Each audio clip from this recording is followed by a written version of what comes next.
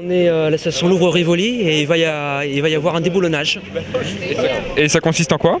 Un barbouillage de panneaux publicitaires. C'est un acte jouissif dans sa simplicité. N'importe qui, à condition d'avoir un bras, et encore les morceaux on les aidera, peut mettre un peu de peinture sur un panneau publicitaire. Notre méthode est une méthode de longue haleine.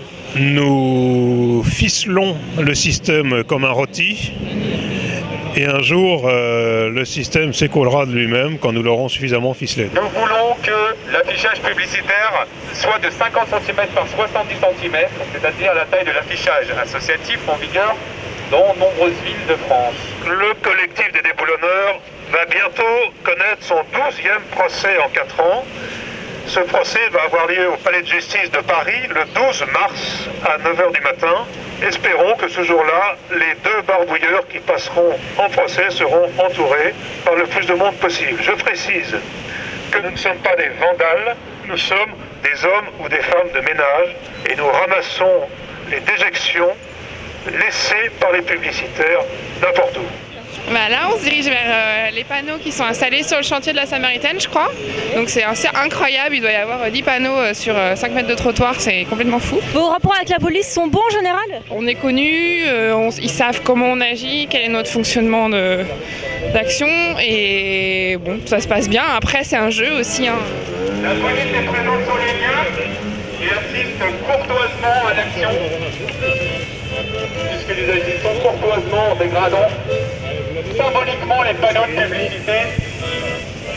Les archimerdins sont prêts à se laisser arrêter par la police, sont prêts à aller jusqu'au procès.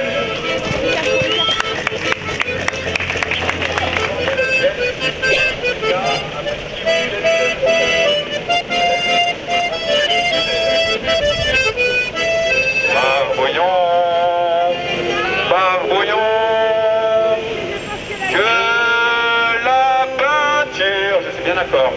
Macule de ces étranges. Voilà, madame vient de nous apporter son témoignage qu'il est d'accord que cette chanson originale est absolument atroce. Elle est contre la violence qu'elle a subie à cause de la guerre et nous sommes contre la violence publicitaire que nous inflige le système publicitaire. Voilà. Là, ma cicatrice, là, c'est un obus qui m'est lancé dans la gueule pendant la guerre d'Algérie. Alors, ça va.